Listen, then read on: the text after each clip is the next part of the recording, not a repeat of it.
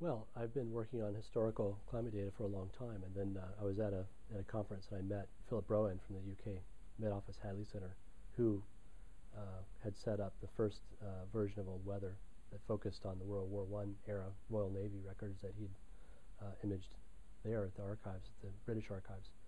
And so that's how it started. You know, we met, we had a conversation about, you know, how cool this was, and you know, we talked about his inventory of logbooks was only going to last so long, and we needed another source of records to work with. And so I stepped up and said, all right, I think I can get some stuff from our national archives that we can work with for, you know, for another project after you finish the Royal Navy part.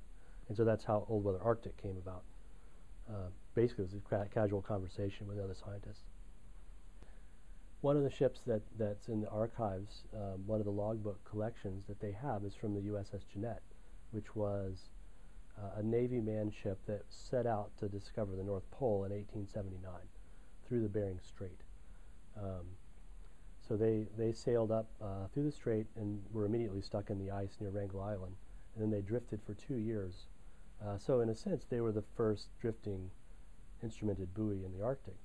And so they collected a huge amount of data that has never been integrated into any of the data sets that we work with as climatologists. And so that's, you know, one of the ships we're going after with Old Weather Arctic, and we're going to see some amazing, I think, some amazing things from that collection of data. The most amazing thing is there's so much more data in the National Archives on weather observations and all kinds of other environmental observations that have never been looked at and are not part of the current sort of inventory of data that's in the database that people can use, you know, with a computer. So this is all handwritten stuff that has never been transformed into data ever. And there's millions and millions of observations out there. Now what makes them more important now than they've ever been in the past is we have new technologies, in particular the ability to do a reanalysis of historical data using only surface observations. So we can build a complete reconstruction of the atmosphere for the last 150 years with the data that's in these logbooks at the National Archives. And that, to me, is amazing.